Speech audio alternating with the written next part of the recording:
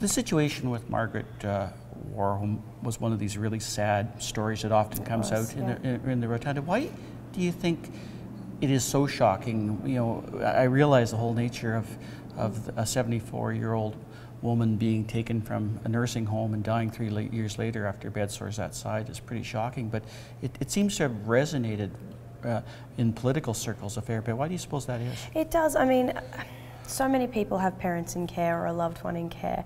Everyone wants the best for their loved one, and you know, there was that photograph that obviously accompanied that story, and the family were here who emotionally told what had happened with their mum and what they believed happened with the lack of care. And I think that healthcare is such an integral part of everyone's life, not just in Saskatchewan, but of course, you know, all over Canada, throughout the world. It's that image of the bed sore. Yeah, I think that really brought it home to people that this woman, this frail older woman, could just die in such a state, and the family are left going, what happened? We feel like we failed her, and not only did we fail her, they failed her. You know, that was her home.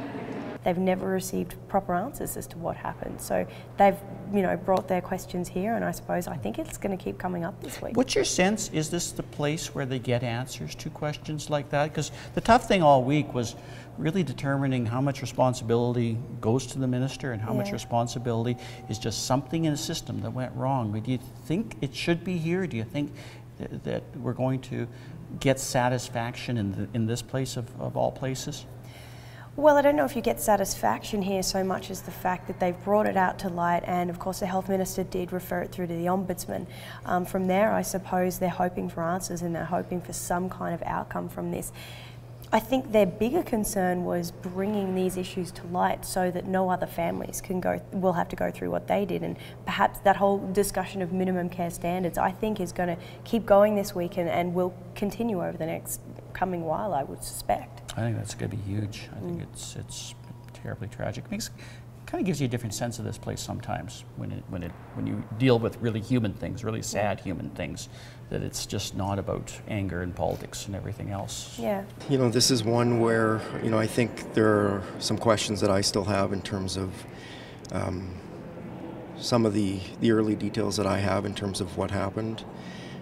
I know that the family, it's my understanding, the family has met with the region and the facility.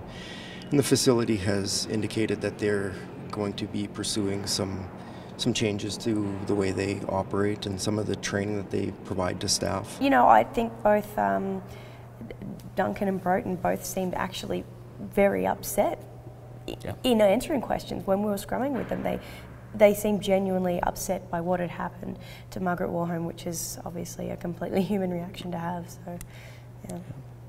We're still grieving, and it's been over a year because it wasn't fair.